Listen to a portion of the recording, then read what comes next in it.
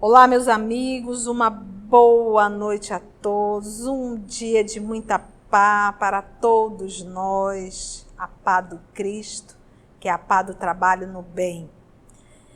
É sempre um motivo de muita alegria que todos nós aqui nos reunimos para estudar a obra há 2000 anos. Estamos em momentos finais, muitas emoções nesses últimos capítulos. Hoje, exatamente 10 de maio de 2021, a nossa querida amiga Carla irá fazer a nossa prece de abertura. Logo em seguida, a nossa querida irmã Aramita irá fazer a recapitulação do nosso último estudo. Jesus amigo, é com alegria que voltamos nessa escola. Muito obrigada por essa oportunidade. No meio desse turbilhão em que vivemos, é um oásis no deserto de tantas dores, de tantas dúvidas. Te pedimos a tua inspiração, a inspiração dos amigos espirituais, para captar a beleza dessa obra e os seus ensinamentos. Que assim seja. Nosso último estudo, para ver que a vida não é fácil para ninguém, estamos nos anos de 58 depois de Cristo. Lívia e Ana estão nas catatumbas, ouviram a palestra de João de Cleófas, que veio anunciar que eram chegados os momentos do sacrifício. E, terminada a palestra, quando eles estavam em júbilos, chorando de alegria, de emoção, os soldados romanos adentraram e deram ordem de prisão. Alguns jovens quiseram resistir e o João de Cleófas deu o exemplo de se render e lembrou a passagem de que quem com a espada fere, com a espada será ferido. E todos, cerca de 200 pessoas se entregaram. E na semana passada terminamos, a tia estava lendo a descrição do circo Máximos, onde ia ser as homenagens e onde ia ocorrer os sacrifícios. Então vamos lá. Que Jesus, o amor de nossas vidas, possa nos conduzir através da espiritualidade amiga. Sobre os cárceres, erguia-se o suntuoso pavilhão do imperador, de onde as mais altas autoridades e áulicos acompanhavam, que são os séquitos seguidores, né, os auxiliares ali de César. Áulicos acompanhavam o César nos seus entretenimentos. A arena era dividida longitudinalmente por uma muralha de 6 pés de altura, ou seja, 1,82 metros, por 12 de largura, ou seja, 3,65.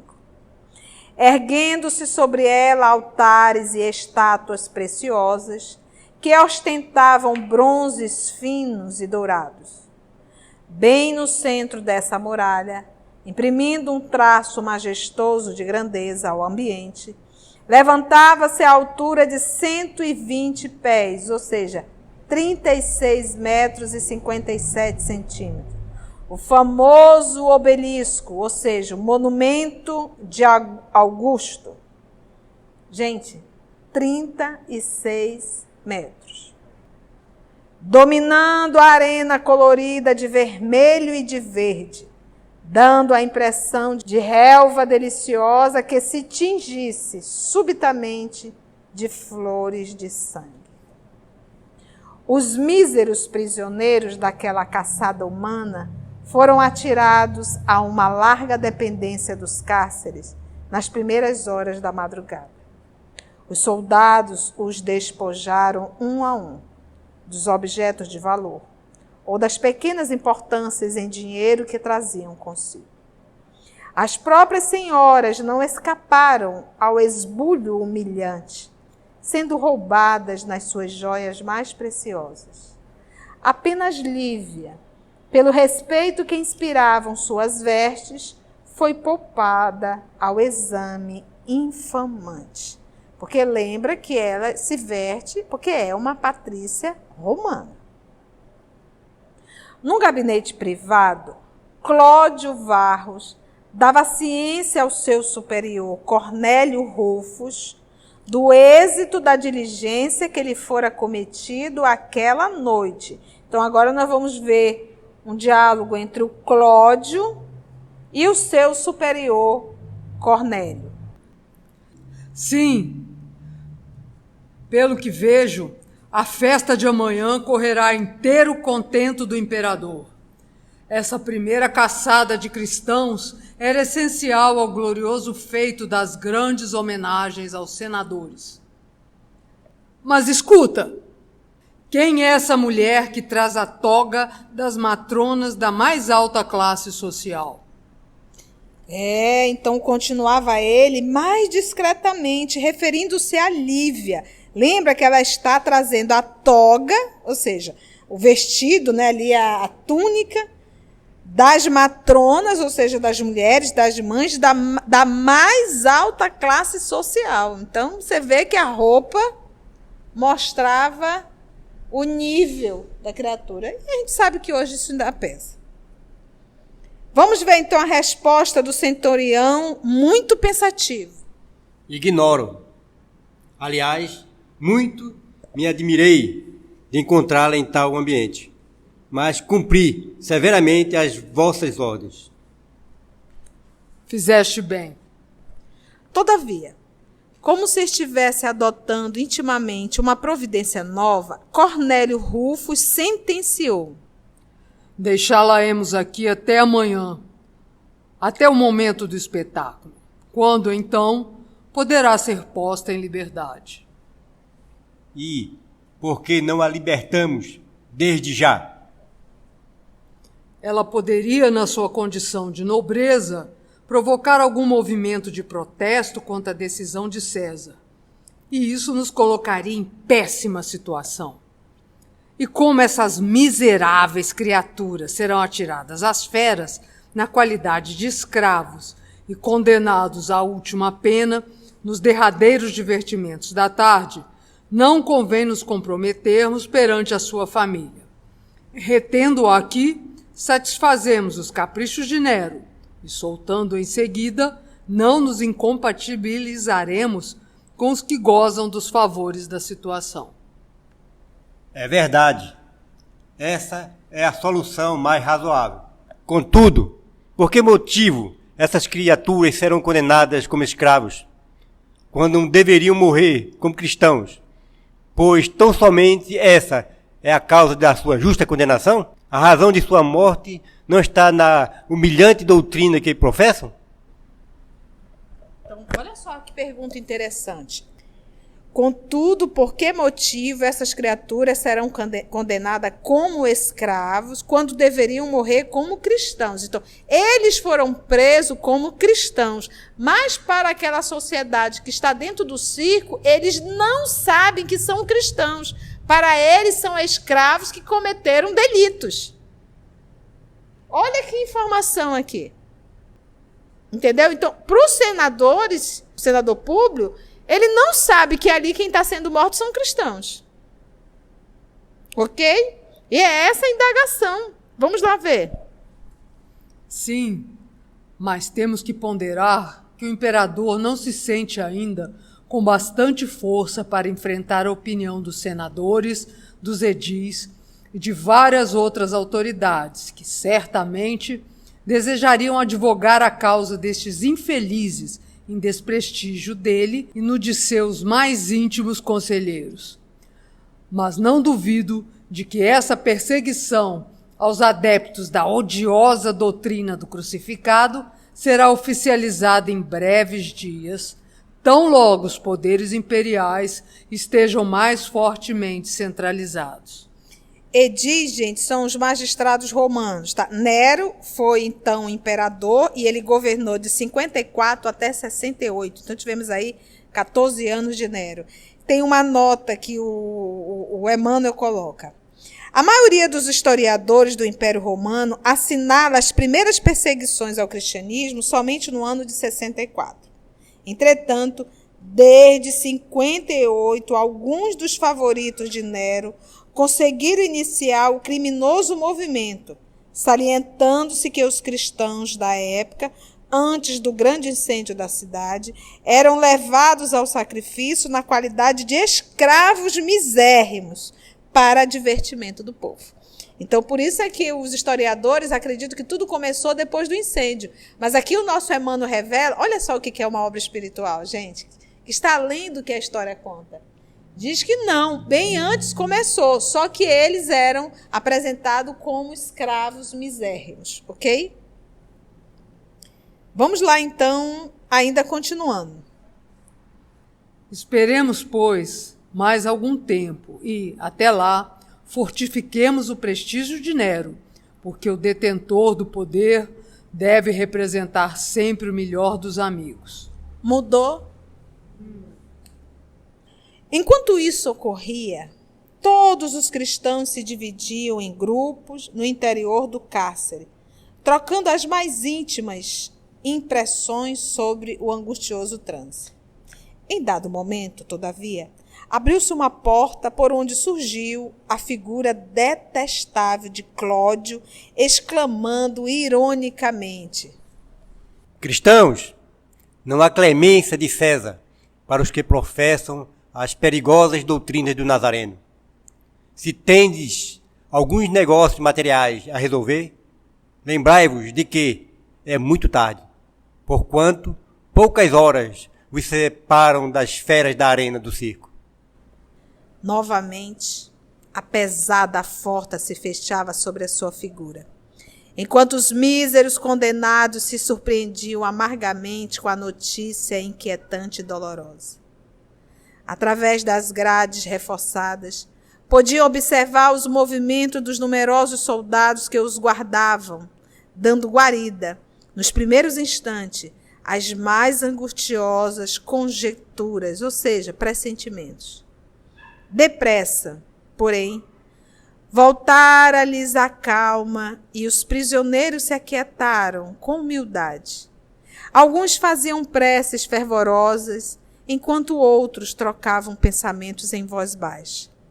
Os carcereiros não tardaram a separar as mulheres, instalando-as em dependência próxima, contígua próxima, onde cada grupo de crentes ficou de alma voltada para Jesus nos instantes supremos em que aguardavam a morte.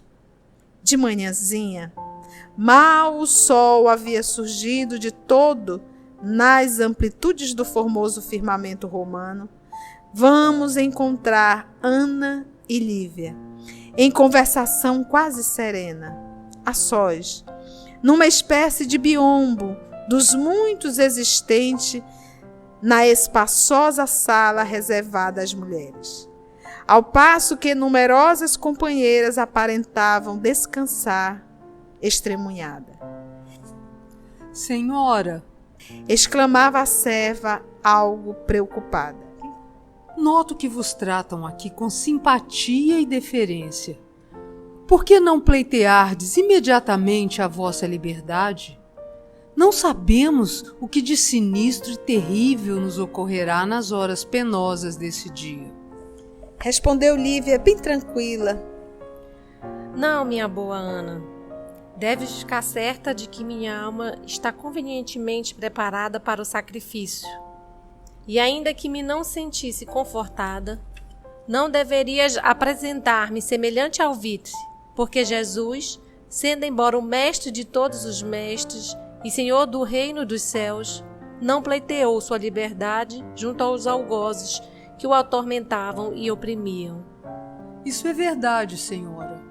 Mas acredito que Jesus saberia compreender o vosso gesto, porque tendes ainda um esposo e uma filha.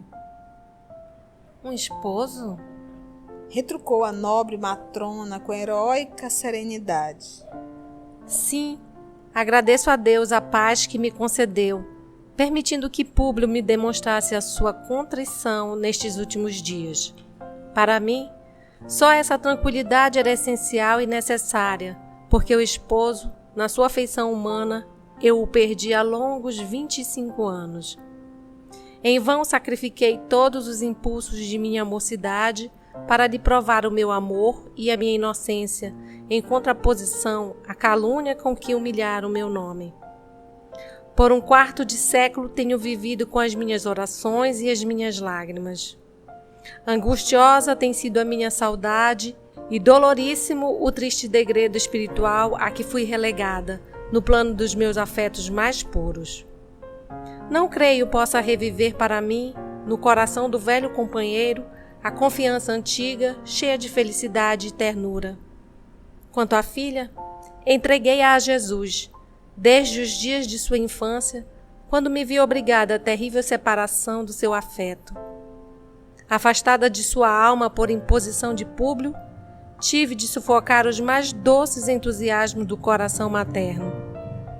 Sabe o Senhor de minhas ansiosas angústias nas noites silenciosas e tristes em que lhe confiava meus amargurosos padecimentos. Além disso, Flávia tem hoje um marido que procurou isolá-la ainda mais do meu pobre espírito, receoso da minha fé, qualificada por todos de demência. Gente, esse material da nossa querida amiga Lívia é realmente para nós refletirmos. Então, a proposta de Ana, ela percebeu que os funcionários, os soldados, a tratavam com simpatia e deferência, e nós sabemos por quê, justamente por causa da túnica ao qual ela está vestindo, ou seja, que vestia a toga das matronas da mais alta classe. E, obviamente, Lívia percebeu isso. Então, a Ana, qual foi a proposta dela? Por que não pleiteardes imediatamente a vossa liberdade? Por que a senhora não pede? Não sabemos o que de sinistro e terrível nos ocorrerá nas horas penosas deste dia. Lembrando que o Cláudio entrou dizendo assim: não há clemência de César para os que professam as perigosas doutrinas do Nazareno. Então, eles são cristãos, vão para a arena achando porque são cristãos. Quem está dentro da arena não acha que eles são cristãos, acha que eles são o quê? Escravos misérrimos. Então ele diz: não, minha boa Ana. Olha só a resposta dela. Não, minha boa Ana. Deves ficar certa de que minha alma está convenientemente preparada para o sacrifício. E vocês lembram que o próprio Simeão esteve com ela e disse que ela deveria se preparar? O próprio João Cleófas, em sua palestra, ele afirmou que ele veio para Roma porque ele seria chamado ao testemunho. E nós, no íntimo, não sentimos quando seremos chamados ao testemunho? E ainda que me não sentisse confortada, ou seja, se eu não tivesse esse sentimento que eu estou tendo, não deverias apresentar-me semelhante proposta. Ana, você não deveria me apresentar essa proposta. Porque Jesus, agora ela respondendo, vai dizer, por quê? Porque Jesus, porque aí junto, né, dando resposta. Porque Jesus, sendo embora o mestre de todos os mestres e Senhor do reino dos céus, não pleiteou sua liberdade junto aos algozes, que o atormentavam e oprimiam. Se Jesus, sendo mestre do mestre, aceitou o sacrifício, você quer o quê? Que eu venha solicitar? Me afastar do sacrifício? Então, é aquele movimento que nós temos que fazer hoje. Se o Cristo carregou uma cruz, se sacrificou em silêncio sem reclamar e agradecendo a Deus e pedindo perdão pelos seus algozes, por que nós, espíritos em processo de aprimoramento, que já aprontamos muito e não foi pouco e ainda aprontamos, vamos pedir que Ele nos livre de todo e qualquer sacrifício? E aí a Ana respondeu, isso é verdade, Senhora. Mas acredito que Jesus saberia compreender o vosso gesto. Então, olha só, aquela coisa, não, tudo bem, mas tem como justificar. Vamos justificar isso aqui. E você vê ela no momento do testemunho e de repente aquela pessoa mais querida está fazendo com que ela puxe para trás. E às vezes, gente, a gente está realmente na porta do testemunho, na porta de nós ali realmente darmos o testemunho, aí vem alguém e diz, não, todo mundo faz. Sempre vem um cãozinho desse, né? Para te fragilizar, e você diz, é verdade, né? Então tá, eu vou fazer. Porque você só queria um empurrãozinho. Não é o caso aqui de Lívia. A Lívia tem a certeza do que ela quer. E nem Ana, sua melhor amiga, conseguiu demovê-la. Mas acredito que Jesus saberia compreender o vosso gesto, porque tendes ainda um esposo e uma filha. Acentuou então a Ana como a lhe recordar as obrigações humanas. Você é mãe. Aí vem a resposta dela. Quando eu estudei isso aqui em casa, eu chorei, porque aqui nessa resposta, Lívia mostra a dor que ela teve uma vida inteira. 25 anos. Ela diz assim, um esposo? Ela faz uma pergunta, um esposo? Você tem um esposo? Um esposo? E diz o Emmanuel, imagino ele ter que escrever isso aqui, hein? Retrucou, respondeu a nobre matrona, a nobre senhora, com heróica serenidade. Na alma dele, esposo, um esposo. Aí ela diz, sim, agradeço a Deus a paz que me concedeu. Não é o esposo, é a Deus. Porque se não fosse Deus, eu não tinha aguentado o que o esposo fez. Agradeço a Deus a paz que me concedeu, permitindo que Públio me demonstrasse o seu arrependimento. Ela percebeu. Contrição aí é arrependimento. O seu arrependimento nestes últimos dias. Porque agora ele está bonzinho, lembra? Ele a ignorava totalmente. Ele disse, não me dirija a palavra. Não me dirija a palavra. Ele estava dirigindo agora. Agora ele se dirigia para ela. Todo doce, porque quando ele ia falar com ela, era duro. Bruto. Imagina, né? Então assim, sim, agradeço a Deus a paz que me concedeu, permitindo que Públio me demonstrasse o seu arrependimento nestes últimos dias. Agora, por que a paz? Olha só, por que a paz? Para mim, que alma é Lívia, olha, meu Deus. Para mim, se juntar Lívia e a Célia, meu Deus. Para mim, só essa tranquilidade, essa paz que Deus deu a ela, essa tranquilidade era essencial e necessária. Ou seja, ter um marido, como ele diz assim, que mostrou um arrependimento. Isso para ela já foi o suficiente. Não sei se era tudo. E necessário. Porque o esposo, na sua feição humana, eu o perdi há longos 25 anos. O esposo na sua feição humana. Gente, eles não tinham vida conjugal. Companheiro. Carinho, gente. Carinho, parceria, dormir junto. Acabou. Ela não podia se direcionar para ele. Porque o esposo, na sua feição humana, eu perdi há longos 25 anos. E olha que ele era super carinhoso com ela. Eles eram muito juntos. Você imagina a dor? Porque quando você já casou com um grosso, você já está acostumado, mas não era o caso. Isso é, se pode... Fez música e tudo, então era uma relação muito bonita. E ele a ama. Mas o ciúme consumiu. Debalde em vão sacrifiquei todos os impulsos de minha mocidade. Olha, gente, impulsos de minha mocidade. Gente, ela era jovem. Ela também carregava os seus desejos. Ela também sentia necessidade de carinho, de afeto. E ela o amava. Ela o ama.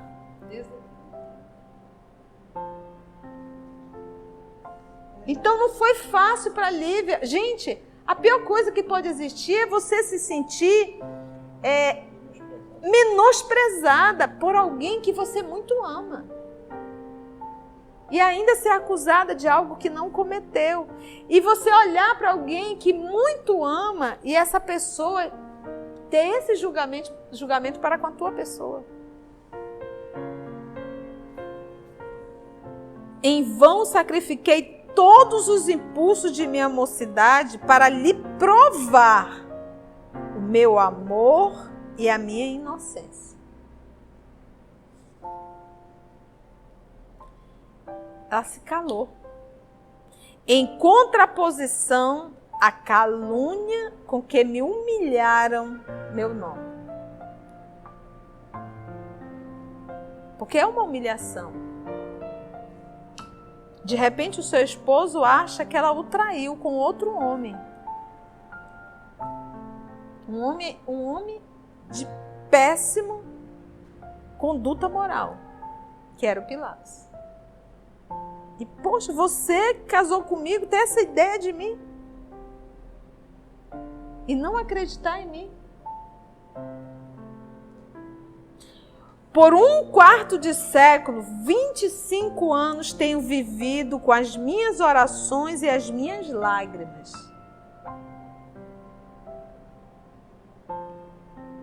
Angustiosa tem sido a minha saudade. Porque ela perdeu o marido. E dolorosíssimo o triste degredo espiritual a que fui relegada no plano dos meus afetos mais puros. Ela perdeu o filho, perdeu o esposo e perdeu a filha. E ainda tinha que olhar para o Flamínio e para a esposa do Flamínio, a Calpurnia, que era amicíssima e que também a humilhou, como se ela fosse uma mulher que tivesse... Agora imagina um palacete cheio de escravos. E todo mundo percebia, né? E todos sabiam. Todos sabiam como ele a tratava. Mas o que tinha acontecido? Aí ela diz aqui, olha, não creio possa reviver para mim no coração do velho companheiro a confiança antiga, cheia de felicidade e ternura. Não creio possa viver para mim no coração do velho companheiro a confiança antiga. Quanto à filha, entreguei-a a Jesus. Desde os dias de sua infância, quando me vi obrigada à terrível separação do seu afeto. A terrível separação do seu afeto. Gente, foi muita dor que essa mulher sentiu. A gente lendo assim, né? A gente passou 25 anos, é rapidinho pra gente, né? Mas pensa, 25 anos. Pensa você com um aninho para você chegar até 25 anos. Demorou? Agora pensa você viver isso. Afastada de sua alma por imposição de Públio, tive de sufocar os mais doces entusiasmos do coração materno. Poxa, uma mãe quer conduzir a filha. Sabe o Senhor de minhas ansiosas angústias. Nas noites silenciosas e tristes em que Ele confiava meus amargurosos padecimentos. Então, meus irmãos, todos nós somos chamados ao testemunho e às vezes a gente vive situações muito dolorosas em família. Faz isso aqui, olha. Nas noites silenciosas e tristes em que Ele confiava meus amargurosos padecimentos. Então confia os teus amargurosos padecimentos ao amor de nossas vidas. É o nosso maior amigo. Entrega-te, fala, conversa, diga para o Senhor das tuas dores. Faz isso no silêncio do teu quarto, no silêncio do teu mundo íntimo. Sabe o Senhor de minhas ansiosas angústias nas noites silenciosas e tristes em que Ele confiava meus amargurosos padecimentos. Além disso, Flávia tem hoje um marido que procurou isolá-la ainda mais do meu pobre espírito. receoso da minha fé, que ela é cristã, que ela não nega isso a ninguém, qualificada por todos de demência. Acham que ela é o quê? Louca. Assim, esse parágrafo mostra o calvário de Lívia. E depois de ligeira pausa na sua confidência dolorosa, acentuou com serena tristeza. Para mim, não pode haver o reflorescimento das esperanças aqui na terra. Só aspiro agora a morrer em paz confortadora com a minha consciência. Mas, senhora, hoje é o dia da maior vitória do vosso esposo. Tornou Ana a criada com veemência. Não me esqueci dessa circunstância. Faz, porém, 25 anos que Públio segue rumo oposto ao meu caminho, e não será demais que, buscando ele hoje a suprema recompensa do mundo, como o triunfo final dos seus desejos, busque eu também não a vitória do céu, que não mereci, mas a possibilidade de mostrar ao Senhor a sinceridade da minha fé, ansiosa pelas bênçãos lucificantes da sua infinita misericórdia. Depois, minha querida Ana, é muito grato ao coração sonhar com o seu reino santificado e misericordioso. Vermos de novo as mãos suaves do Messias abençoando-nos o Espírito com os seus gestos amplos de caridade e de ternura. Porque hoje, nessa condição, sinônimo de felicidade para Lívia é ser fiel a Jesus. É ser fiel a Jesus, é seguir, é a fidelidade. Isso para ela é felicidade. Ela diz assim, olha, lucificante, gente, é que atinge a luz. Então, não me esqueci dessa circunstância. Faz, porém, 25... Vocês já viram? É a terceira vez que ela diz 25 anos. Para você ver o quanto isso doeu. Faz, porém, 25 anos que Públio segue rumo oposto ao meu caminho. E não será demais que, buscando ele hoje a suprema recompensa do mundo, como triunfo final dos seus desejos, busque eu também não a vitória do céu, que não mereci. Olha aí a humildade. Mas a possibilidade de mostrar ao Senhor a sinceridade da minha fé, ansiosa pelas bênçãos de luz, aquele que atinge a luz da sua infinita misericórdia. Agora, esse final aqui é o amor da vida dela mesmo. Depois, minha querida Ana, é muito grato ao coração sonhar com o seu reino santificado e misericordioso. Vermos de novo, porque ela ouviu e olhou os olhos amorosos do amor de nossa vida. E ele fez uma promessa a ela. Então, olha o amor dela aqui, que está acima do amor de Públio.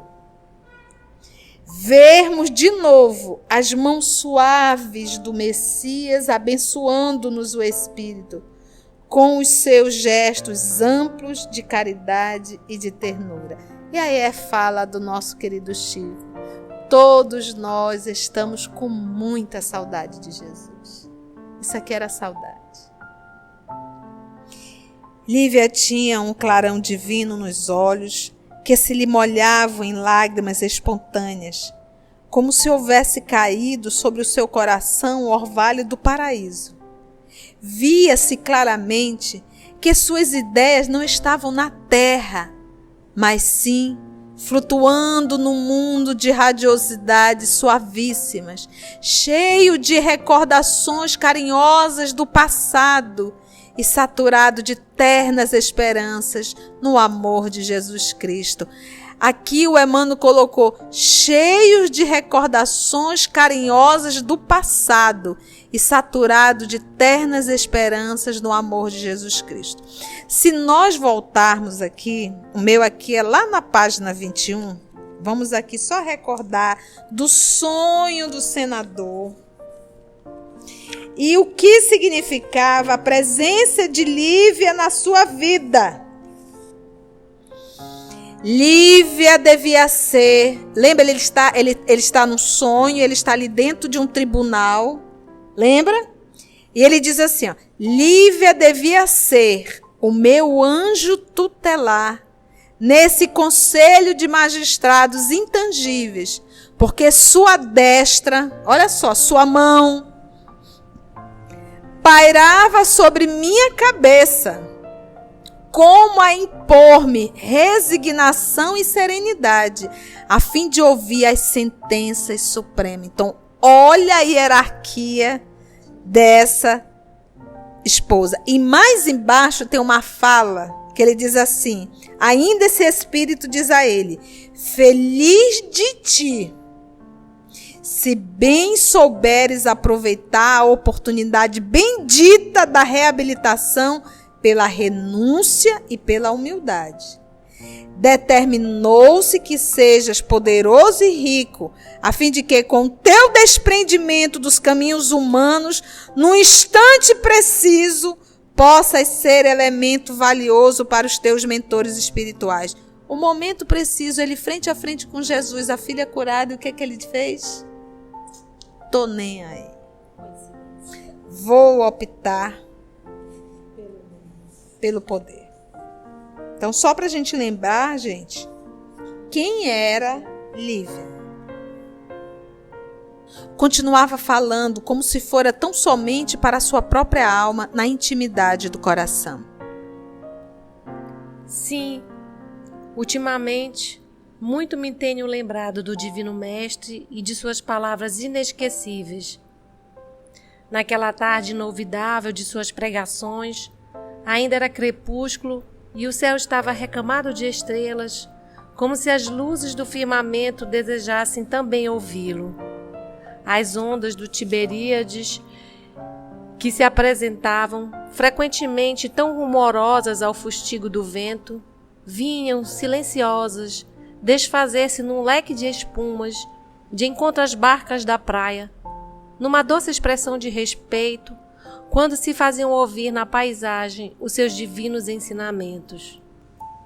Tudo se aquietava de manso. Era de ver-se o sorriso angelical das criancinhas, a claridade terna dos seus olhos de pastor dos homens e da natureza. Nos meus anseios, minha boa Ana, desejava atotar todos aqueles petizes maltrapilhos e famintos que surgiam nas assembleias populares de Cafarnaum. Mas meu propósito materno de amparar aquelas mulheres desprezadas e aquelas crianças andrajosas que viviam ao desamparo não podia realizar-se neste mundo. Todavia, suponho que hei de realizar os ideais de minha alma se Jesus me acolher nas claridades do seu reino. Lívia aqui já se apresentando ao trabalho. Senhor, se eu pudesse, eu pegava todas aquelas crianças que estavam ali na Galileia, levava tudo para minha casa. Mas não pude fazer isso aqui. Mas, estou pronta aí no teu reino, se quiser. Mas ela faz a gente aqui viajar para o Tiberíades novamente. Olha, ultimamente, muito me tenho lembrado do Divino Mestre e de suas palavras inesquecíveis. Aí ela vai mostrar a condição daquele ambiente, naquela tarde inesquecível de suas pregações, porque Jesus sempre pregava no finalzinho da tarde. Ainda era crepúsculo e o céu estava recamado de estrelas, como se as luzes do firmamento desejassem também ouvi-lo. Olha só, gente, as ondas do Tiberíades, que se apresentavam frequentemente tão rumorosas, né, ao açoite do vento, naquele finalzinho da tarde elas vinham silenciosas, desfazer-se num leque de espuma, de encontro às barcas da praia. Até a água se acalmava para ouvir Jesus. Vocês têm noção do magnetismo de um Cristo? A gente não tem essa noção, né? Até as águas. Numa doce expressão de respeito. A água, respeito. quando se faziam ouvir na paisagem os seus divinos ensinamentos. Jesus começava a falar, até a água se aquietava. Tudo se aquietava de manso. Era de ver-se o sorriso angelical das criancinhas, a claridade terna dos seus olhos de pastor dos homens e da natureza. A claridade terna dos seus olhos. Imagina Jesus olhando, né, na alma, claridade terna nos seus olhos. Nos meus anseios, minha boa Ana, desejava adotar todos aquelas crianças maltrapilhas e famintas que surgiam nas assembleias populares de Cafarnaum. Você está vendo, gente? Era adulto, era idoso, era criança. E Jesus, com seu magnetismo, conseguia aquietar todos. Não tinha esse negócio, tira as crianças daqui que elas não vão entender nada. Entendiam tudo. Porque, afinal de contas, todos eram espíritos. E as lições do Cristo ficaram gravadas na alma de todos que estavam ali no lago. E ela diz, aquelas mulheres desprezadas e aquelas crianças andrajosas que viviam ao desamparo, não podia realizar-se neste mundo. Todavia, Ana, suponho que hei de realizar os ideais de minha alma, se Jesus me acolher nas claridades do seu reino. Então você observa que ela tinha certeza que, além dela continuar viva no mundo espiritual, ela ia fazer o trabalho que ela tanto amava. A velha serva chorava emocionada, ouvindo essas expansões carinhosas e comoventes. Depois de longa pausa, continuou como se desejasse bem aproveitar as derradeiras horas. Cenas do próximo capítulo.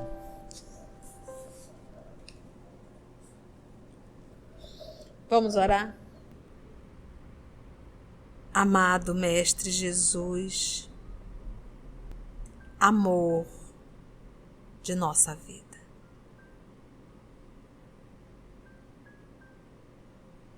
Acompanhando a leitura da obra, as dores da Lívia,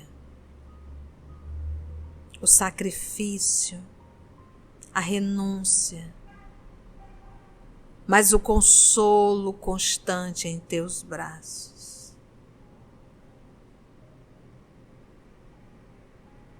E não existe, Senhor, braços melhores para nós buscarmos o consolo.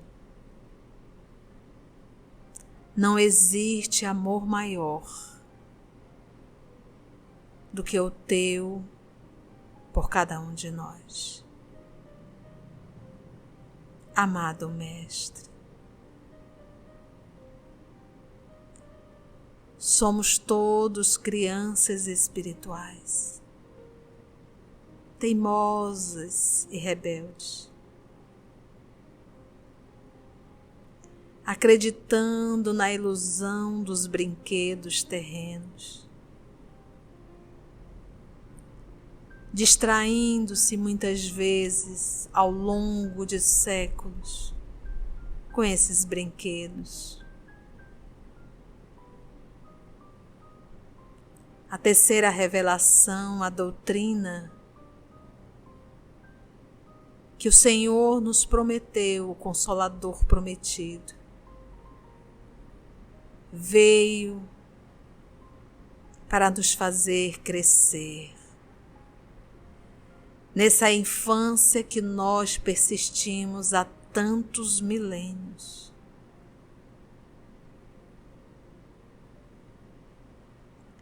E a obra há 2000 anos vem nos trazer o exemplo de um espírito nobre, como tantos outros que foram fiéis a tudo o que aprenderam contigo.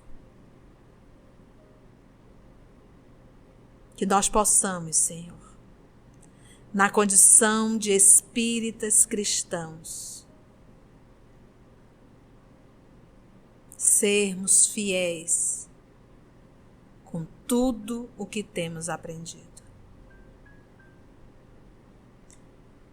Obrigada, Mestre amado, por estarmos aqui e por essa oportunidade ímpar que o Senhor nos dá. Obrigada aos nossos amigos espirituais que conduzem sempre o nosso trabalho em Teu nome. E agradecemos ao nosso Pai Criador pelo amor infinito sobre cada filho, sobre a sua criação. Graça te damos, Senhor, e nos ajuda, Mestre, sempre a sermos fiéis, a não fraquejar e a verdadeiramente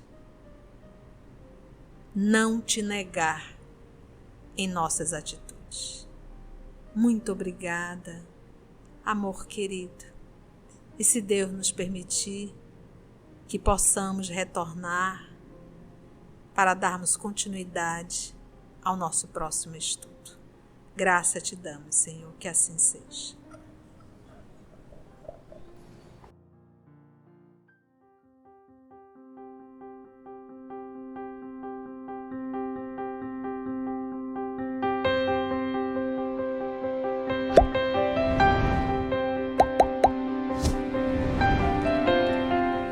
Preparem um lenço, viu, gente? Ai, quantas emoções,